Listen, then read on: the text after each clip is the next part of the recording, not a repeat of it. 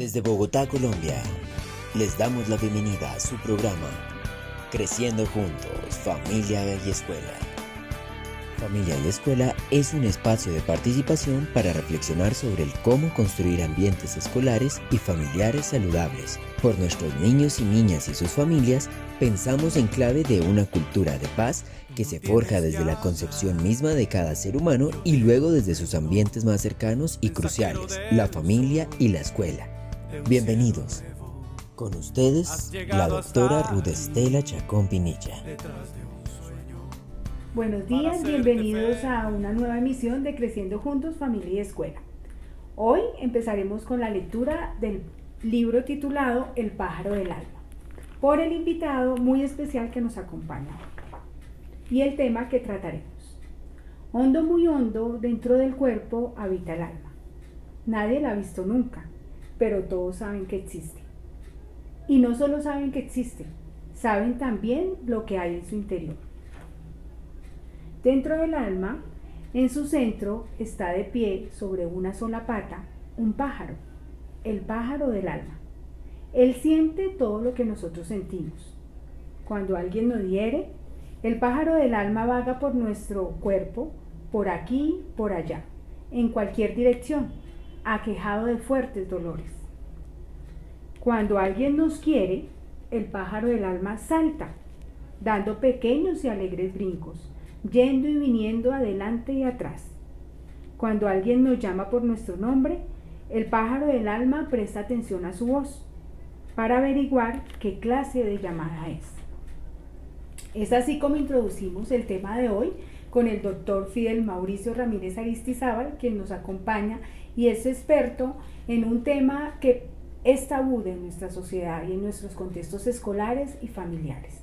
Vamos a hablar entonces con él acerca de la diversidad sexual y de género, un tema que si bien nos convoca a pensar cómo asumimos en la familia y en la escuela un tema crucial acerca de cómo aceptamos esa diversidad de género de nuestros estudiantes y de nuestros hijos, también es un tema que ha causado heridas profundas en el corazón de alguno de ellos.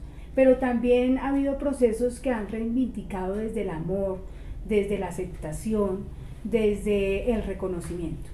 Fidel, muchas gracias por estar acá y bienvenido a Creciendo Juntos, Familia y Escuela. Pues muchísimas gracias, bienvenidos a mi casa. Qué bueno tener la posibilidad de compartir este espacio tan bonito como es Creciendo Juntos en Familia y Escuela, y especialmente con un tema que en los últimos años especialmente se ha vuelto un tema de mucha importancia, de mucha relevancia a nivel internacional, lastimosamente no abordado desde los expertos, ni tampoco desde una posibilidad de construir juntos entre maestros, maestras, sino más bien a partir de lógicas, discursos políticos e incluso ideológicos que han hecho muchísimo daño, y es el tema de la diversidad sexual y de género. Como bien señalabas, es un tema tabú en nuestra sociedad y aunque es tabú, pues no es, el hecho de ser tabú no hace que no sea una realidad. Que no esté presente. Exactamente. Y justamente al ser un tema tabú y estando presente tan frecuentemente hoy en cada familia, en las instituciones educativas, se generan muchísimos dolores, como bien lo señalabas. Y me gustaría contarte un poco qué hizo. Bueno, yo soy maestro y de hecho nos conocemos por el trabajo de maestro en una institución educativa del distrito y de Bogotá. Y eso ha hecho que me acercara a este tema desde distintos ángulos. Primero como ser humano también, que necesita conectar con el otro, pero también como académico para tratar de entender las raíces del problema. Y quiero traer a colación la historia de uno de mis estudiantes. Corría el año 2015 y recuerdo que estábamos en la institución y al salir los estudiantes de la jornada de clase, hubo un incidente de disciplina muy fuerte y se escuchaban gritos y tiraban cosas. Nos acercamos los docentes a ver qué era lo que estaba ocurriendo y tenían acorralado a un niño de 10 años este niño, todo el mundo le estaba gritando, le tiraba cosas, le decían Rosita, Rosita, Rosita. Entonces había toda una serie de agresiones, nos tocó pues dispersar el acto de indisciplina, pero a mí me quedó sonando qué era lo que estaba pasando, por qué ¿Por qué Exacto. tanto círculo ahí y por qué esa agresión? Exacto, y por qué agrediéndolo. Entonces yo no lo conocía porque él estaba en sexto grado y pues yo doy en los grados superiores, en 10º y 11. Pero quedó esa duda y cuando regresamos el día siguiente, pues me le acerqué a conversar y lo que ocurría es que a él lo molestaba muchísimo por su comportamiento, porque todos decían que se comportaba como una niña. Uh-huh. Entonces, pues me llamó muchísimo la atención por qué los comportamientos que un niño, ¿cierto?, tuviese relacionados con la forma de ser de una niña generaban violencia, porque realmente él estaba siendo violentado, lo estaban insultando y le estaban tirando distintos elementos para agredirlo. Ahí se dio origen a un proyecto de investigación en torno a esas representaciones sociales, en torno a lo masculino y lo femenino en la escuela. Y me llevó a darme cuenta de muchas cosas, especialmente trabajando con los agresores. Y es cómo... o sea, la primera parte del trabajo, Fidel, uh-huh, es con las personas que agredían. Exacto. A quienes estaban. Porque a mí no me llamaba tanto la atención el agredido. Que es por lo general por donde se pone énfasis. El énfasis, ¿cierto? Entonces empezaste por ahí, cuéntanos. Exacto. Y más bien la pregunta es, ¿qué hace que un niño o una comunidad educativa agreda a otro simple y llanamente porque sienten que no responden a los parámetros de normalidad que están establecidos? Entonces iniciamos un proceso de investigación, y digo porque tenía en ese momento un grupo de compañeros, de colegas docentes fantásticos en la institución educativa, pues que nos interesaba entender, y empezamos a entrevistar a los agresores, y la pregunta que siempre, con la que siempre iniciamos es: ¿por qué agrediste a tu compañero? Y la respuesta inmediata es: porque parece una niña. Y claro, inmediatamente eso nos prende unos focos de alarma y decimos, bueno, adquirir roles femeninos es malo, porque es malo. Entonces después viene la pregunta de, ¿y por qué lo agredes? Porque parece una niña. Y dice, porque los niños tienen que comportarse como niños. De cierta manera, o sea, que empiezan a jugar ahí los estereotipos que tenemos de comportamiento masculino y comportamiento femenino. Efectivamente. Y ese hecho me ha llevado los últimos 10 años a seguir profundizando, tratando de entender qué es lo que ocurre. Y bueno, y ahí me entré al estudio del tema de la diversidad sexual y de género. ¿Y qué hallazgos hay ahí? Bueno, entonces empecemos, porque esto es un tema supremamente complejo. Y hay que diferenciar, y empezaba con este ejemplo porque es muy importante entender, una cosa es la orientación sexual, ¿cierto? Otra cosa es la identidad de género, que la tenemos muy confundida y no necesariamente están asociadas. Resulta que este niño había crecido en un ambiente bastante feminizado, por decirlo de alguna manera, porque vivió con su mamá, y tenía 3 hermanas. Y obviamente muchas de sus actitudes se correspondían a eso que llamamos femenino, ¿sí?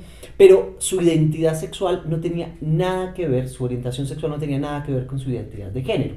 O sea, la orientación sexual, tiene que ver con hacia dónde van dirigidos nuestros afectos y la atracción sexual, ¿cierto? Entonces, dentro de la orientación sexual encontramos una gama gigantesca, un abanico grandísimo. Están los heterosexuales, que son aquellas personas que se sienten atraídos sexualmente por personas del sexo opuesto, ¿cierto? Están los homosexuales, que dentro de los homosexuales se encuentran las lesbianas y los hombres gays, ¿cierto? Que son personas que se sienten atraídos por personas del mismo sexo, ¿sí? Están los bisexuales, que es una categoría también muy amplia, donde están aquellas personas que se sienten atraídos tanto por las personas del mismo sexo como por las personas del sexo opuesto. Y también encontramos hoy en día dentro de esta gama amplia los asexuales, que eso ha sido toda una disputa después del año 2012, que en Francia surge este movimiento y son aquellos que dicen mi orientación sexual no se orienta hacia nadie, soy totalmente asexual, ¿cierto? Y cuando alguien me dice, ¿y cómo se nota la orientación sexual? Digo, la orientación sexual no se nota. ¿Por qué? Porque tiene que ver, es un asunto de gustos y no hay no hay unas características. O sea, es muy personal. Exacto, no, uno no puede decir esta persona es homosexual, esta persona es heterosexual, ¿cierto? Con solo verlo, porque realmente la orientación sexual es una característica del gusto y hace parte de la esfera, digamos, íntima de cómo se construyen esas relaciones. Y uno podría decir, Fidel, en ese gusto puede ser variable en una misma persona, o sea, hoy puedo determinarme de una manera, mañana, en unos años pueden las circunstancias de mi contexto, las experiencias, todo lo que me rodea hacerme pensar de otra manera. Bueno, la sexualidad es un tema muy complejo, realmente. Los autores actualmente y quienes se han dedicado a estudiar el tema de la sexualidad coinciden en señalar que efectivamente no existe una orientación fija, total y absoluta, ¿sí? De hecho, pues esto no es nuevo, ya se planteaban desde el siglo XIX, donde el ser humano puede ir construyendo y puede ir cambiando a lo largo de su vida. O sea, realmente hay personas que terminan descubriendo muy tarde otras expresiones de su sexualidad. De hecho, no es ni siquiera otra, es una nueva orientación. He tenido el caso en estos procesos de reconocer mujeres y hombres que después de 20 años de un matrimonio feliz, una vida heterosexual, por cualquier situación o por un divorcio o porque enviudaron. Recuerdo perfectamente una mujer que enviudó y después de ser una viuda, empieza a tener una relación muy cercana con una amiga que termina convirtiéndose también en una relación lésbica. Y ella siempre, digamos, tenía una pregunta que la angustiaba y era, o sea, que yo toda la vida fui lesbiana y no lo supe. Venga. Exacto. Y realmente esa es una pregunta que quizás no tiene respuesta y no es necesaria esa respuesta. Nosotros nos hacemos preguntas que realmente la respuesta es innecesaria. Y es... ¿fue toda la vida? ¿Se engañó? No, probablemente no. Lo que importa es que descubre una nueva esfera dentro de la vida. Respondiendo concretamente a tu pregunta, creo que no hay un consenso definitivo para decir esto, pero lo que sí la evidencia nos va mostrando es que el ser humano es un ser cambiante en todas sus dimensiones. En sus dimensiones biológicas, en sus dimensiones psicológicas, sociales, y la sexualidad hace parte de una de esas dimensiones y no es extraño que podamos experimentar, digamos, otras orientaciones a lo largo de nuestra vida. Bueno, ¿y cómo estamos ahí hasta ahora en orientación sexual? Exacto. ¿Cómo los padres de familia y los docentes asumimos ese tema? Bueno, es un tema muy para complicado. Para acompañar, no para sesgar, claro, sino para hacer una compañía realmente que beneficie. Claro. Pero mira que el tema de la orientación sexual, retomando lo que veníamos diciendo, el tema de la orientación sexual no es un tema que se note. O sea, digamos que la homosexualidad o la bisexualidad o incluso la asexualidad no es un asunto que sea totalmente notorio, evidente, sino más bien hay otro y es la expresión de género. Entonces, antes de dar esa respuesta, voy a hablar de la identidad de género. El género es una construcción social, es lo que, digamos, se ha logrado definir en los últimos años desde las ciencias sociales y está totalmente aceptado. Entonces, ¿qué es el género? Entonces son ese conjunto de comportamientos que hemos llamado masculinos y femeninos. Exactamente. Hay personas que se sienten más identificadas por temas culturales a un comportamiento femenino, ¿sí? Hay otras que, siendo mujeres, por ejemplo, asumen unas posturas totalmente masculinizadas, o hombres que, siendo hombres, teniendo una orientación sexual heterosexual, asumen unas actitudes femeninas, ¿sí? Digamos que es ahí. Pero estos niños o niñas son los que más sufren violencia en el sistema educativo. De hecho, en el año 2016 se hizo una encuesta a nivel latinoamericano acerca del bullying escolar por homofobia Y digamos los resultados que se presentaban, habían coincidencias en casi todos los países. Ese estudio analizó México, analizó Colombia, analizó Chile y Brasil, me parece, no estoy tan seguro, pero había una coincidencia y es que quienes son objeto de mayor violencia son los que son percibidos como que no corresponden a la norma de género que le tocaría exactamente, que está establecida, y eso pues genera todos unos dolores. Pero bueno, en algunos casos la orientación sexual puede coincidir también con una identidad de género digamos femenina. Entonces niños homosexuales pueden asumir unos comportamientos muy feminizados, o mujeres lesbianas comportamientos muy masculinos. ¿Qué ocurre? Al estar insertos en un sistema educativo donde el sistema educativo tradicionalmente nos ha enseñado a normalizar, a coger a los sujetos que son distintos y volverlos de una sola forma, entonces aquellos que no se amoldan, pues le hacemos mayor fuerza, mayor presión para que logren ese molde, porque la escuela tristemente es heredera de la tradición del siglo XVIII, donde es homogenizar, homogenizar, homogenizar, y es ahí donde se generan todos esos dolores, y se generan dolores de distintas maneras. Pensemos en el caso de niños homosexuales que empiezan a descubrir, porque el tema de la sexualidad, tanto la homosexualidad como la heterosexualidad, es un descubrimiento. Los niños y niñas en la primera infancia todavía no reconocen esa atracción, y es un acto que empieza a generarse cuando se da la adolescencia y se da el proceso de diferenciación, y es ahí cuando empezamos a descubrir. Por eso la etapa más dolorosa para los niños con orientaciones sexuales diversas y con identidades de género es ese paso. Exactamente. ¿Por qué? Porque es en ese momento cuando empieza este niño y esta niña a sentir que no son igual que el resto, que son distintos, y empieza a haber un misterio en torno a estas situaciones, y empiezan a surgir preguntas, ¿no?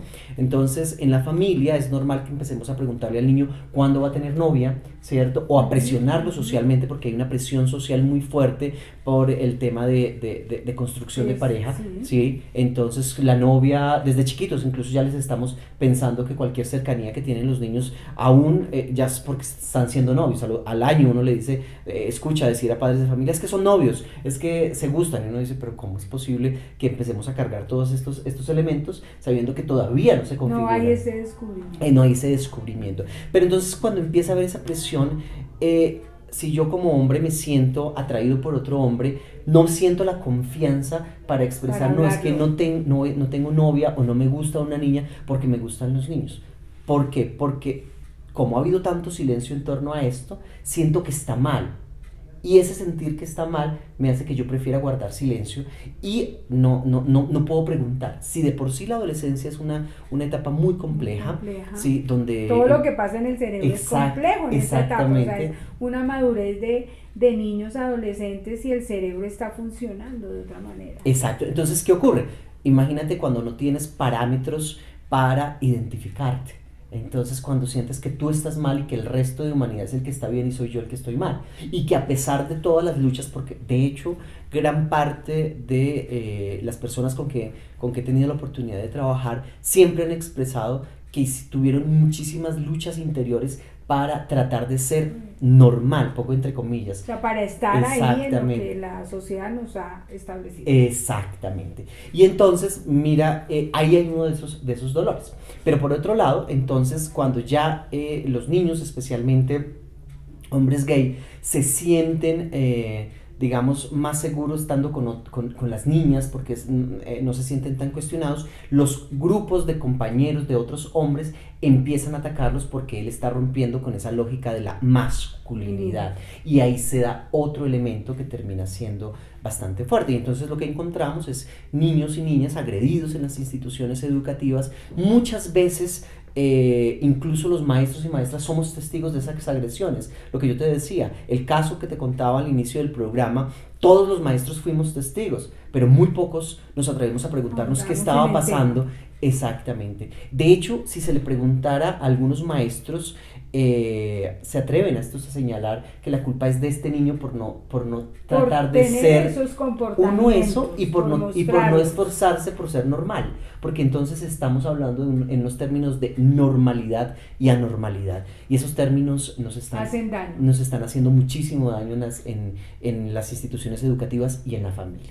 Pero tenemos otro problema. El estudio que se hizo en el 2015 nos dice: este niño o esta niña es agredido en la institución educativa porque no corresponde a los parámetros, ¿sí? Pero además se siente vulnerable, no puede ir a refugiarse en su familia porque no tiene la confianza, porque yo llegar a mi casa a decirle: papá, me están golpeando porque dicen que yo soy gay, o mamá, me están golpeando porque dicen que yo soy lesbiana, ¿sí? Pues efectivamente la sensación que tengo es que voy a ser otra vez vulnerado además en mi casa, porque no me van a entender, porque además hay todos unos prejuicios en torno a esto. Y entonces hay una doble vulneración. En el caso de los niños y niñas con orientaciones sexuales diversas y de género, hay una doble vulneración, tanto en el sistema educativo como en la casa, porque es muy difícil encontrar familias que logren comprender estos procesos. De hecho, en la encuesta de clima escolar que se realiza en Bogotá, cada año los indicadores nos siguen mostrando que los más vulnerables entre las poblaciones vulnerables en el sistema educativo son las personas con orientaciones sexuales diversas, porque las personas con discapacidad son vulnerables, pero logran tener un nivel de sensibilidad que hacen que sus compañeros, que los maestros, que las familias los estén cercando de amor y los estén protegiendo. Pero por el contrario, las personas LGBT en los sistemas educativos, pareciera que se justifica el señalamiento y la violencia de las que son víctimas. Tú has hablado de algo, Fidel, y es un nivel de sensibilidad que desarrollamos de pronto con las personas con discapacidad, en una situación, en una condición de pronto física, de cualquier tipo. Pero con estos estudiantes y estos niños y jóvenes no hay ese tipo de sensibilidad. ¿Cómo generar esa sensibilidad, Fidel? Claro, lo que pasa es que no se genere la sensibilidad. Lo que pasa es que el tema de la sexualidad ha estado cargado de muchísimas ideologías que han hecho muchísimo daño. Y en este orden de ideas, yo creo que lo primero que tenemos que hacer como sociedad es empezar a entender que el mundo ha cambiado, ¿cierto? Y que hay discusiones que ya no hay que dar porque ya están resueltas. Entonces, cuando alguien me pregunta en una conferencia sobre estos temas, me dice: pero es que el homosexual nace o se hace.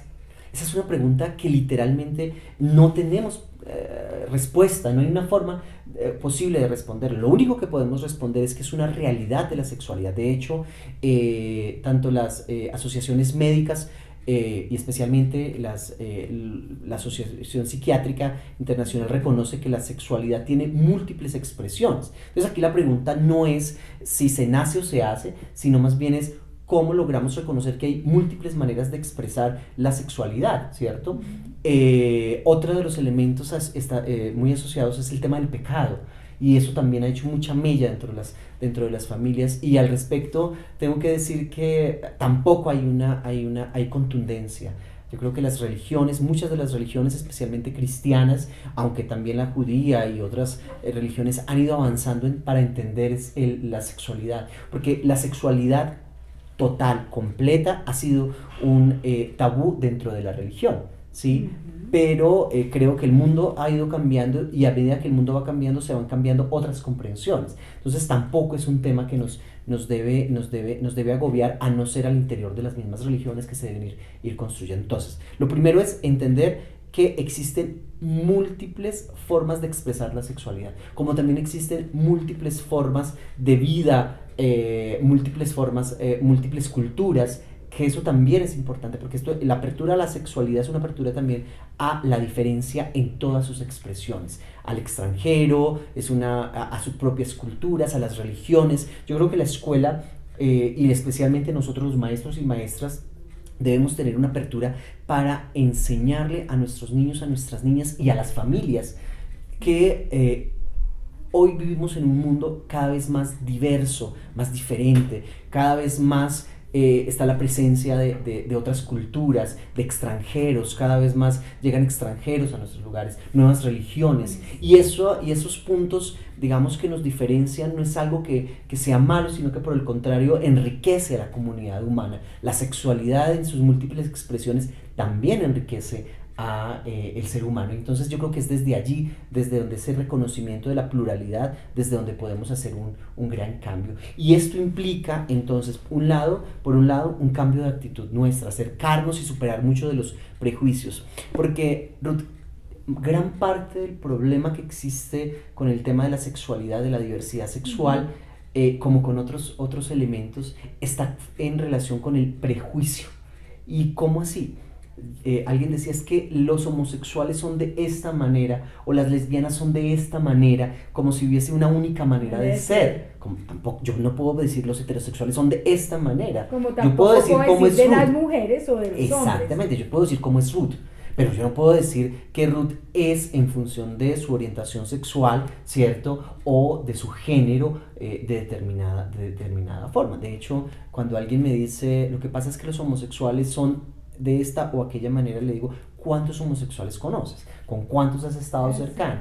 O incluso estas personas que se atreven a señalar tienen amigos, familiares homosexuales que los aman profundamente, pero dicen, no, pero es que mi tío es distinto. Y le digo, no, él no es distinto, él es un homosexual. Lo que pasa es que hay una relación distinta. Entonces, yo creo que tenemos que superar muchísimos los temas de los prejuicios, y esto es un tema que ha sido histórico.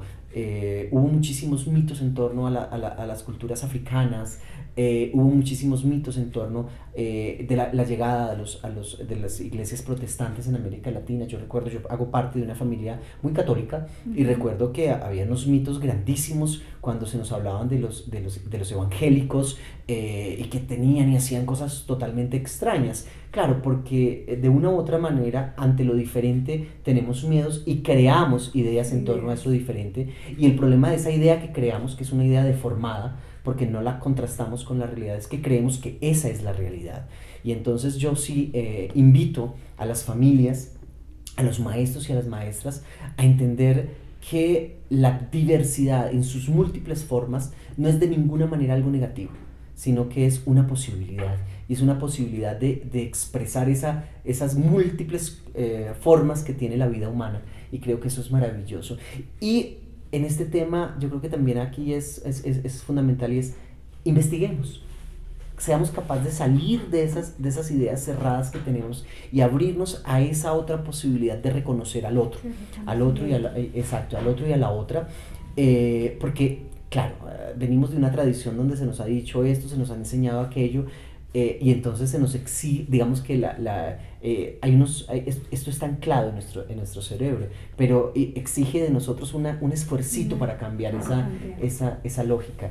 Y hay muchas maneras. Entonces, primero es una actitud, y después de esa actitud se abren las posibilidades para leer, para consultar, para mirar. ¿Qué ayudas pueden buscar los papás, Fidel? Porque no es un tema fácil. Claro. O sea, que tu hijo venga con toda la confianza, que es una situación que poco pasa, porque pues tras la agresión en el colegio, porque me están diciendo afeminado, porque me están diciendo que por qué me comporto así, entonces pues temo y me escondo en casa también, porque pues no pueden saber, porque además es lo que esperan los otros de mí, es otros comportamientos.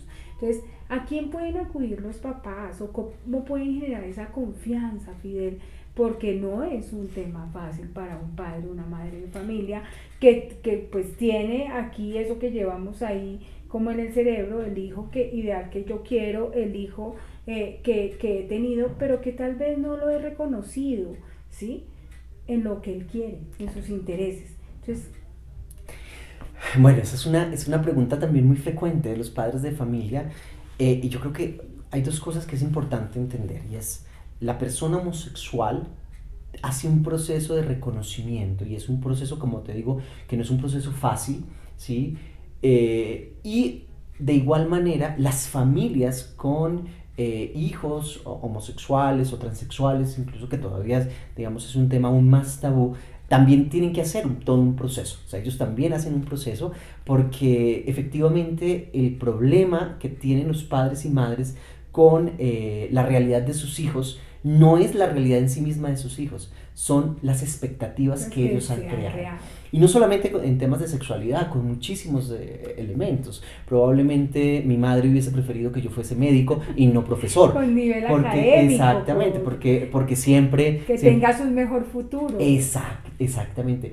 Y yo creo que es más bien no ponerle tanto énfasis. Yo creo que le hemos puesto tanto énfasis a la sexualidad que lo hemos vuelto un problema. Yo creo que más bien es empezar a entender que mi hijo por ser gay, mi hija por ser lesbiana, o cualquiera de mis hijos por ser trans, no es distinto, es que sigue siendo mi hijo, simple y llanamente que una esfera, que además es una esfera muy íntima y personal, pues no se va a corresponder probablemente a eso que esperaba, ¿sí? Y dejarle de poner también, cuando trabajo con padres y madres de familia, hay muchos miedos, y uno de los miedos fundamentales que tienen los padres y madres de familia con la orientación sexual o identidad de género de sus hijos es el dolor y el sufrimiento que puedan tener. Y yo les digo, es que el dolor y el sufrimiento no lo van a evitar ustedes presionándolo para que cambie, porque además no va a cambiar. El dolor y el sufrimiento se evita cuando usted ofrece el amor y abraza a ese hijo y a esa hija para que él pueda sentirse fuerte. Esa contención. Exacto, y no tenga que ir a otros lugares. Los problemas que se presentan hoy con nuestros niños, con nuestras niñas, con nuestros jóvenes en relación a la sexualidad es porque tienen que ir a buscar en otro lado, ¿cierto?, las respuestas que la familia no da. Y obviamente, Internet va a dar unas respuestas totalmente deformadas. Y tristemente, si no acompañamos a este niño, a esta niña, a que se descubra naturalmente, sin ningún tipo de imposición, probablemente Internet sí le va a decir cómo tiene que ser homosexual, ¿cierto? O qué hacer para ser homosexual. Y eso es lo que lo lleva a correr muchísimos peligros. Entonces, la invitación sencilla es: abracemos a nuestros hijos, nuestras hijas, seamos capaces de reconocerlos, hablemos, incluso hablemos con ellos de lo difícil que es para nosotros entender esta situación, porque obviamente los padres y madres también hacen un proceso con su hijo para entender que no va a responder a eso que él esperaba, pero es un proceso, como lo digo, que se hace también con otros elementos del mundo laboral, de cuántas expectativas ponemos en ellos y en ellos. Bueno, Fidel, muchísimas gracias. Creo que más adelante podemos seguir conversando de este tema para que en la familia y en la escuela logremos asumirlo, apropiarlo con una perspectiva diferente. Una perspectiva que nos haga reconocer a nuestros niños, a nuestras niñas y a nuestros adolescentes como seres únicos, como sujetos de derecho, y sobre todo que abriguemos con amor la decisión de nuestros hijos o esa orientación que se empiece a dar en ellos, la abriguemos con el amor necesario que ellos necesitan como padres.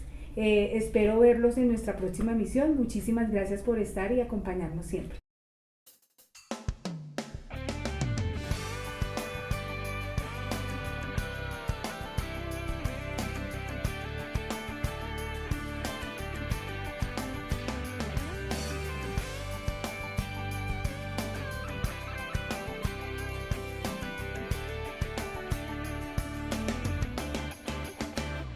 Tienes que hablar, yo te comprendo, mensajero del sol, de un cielo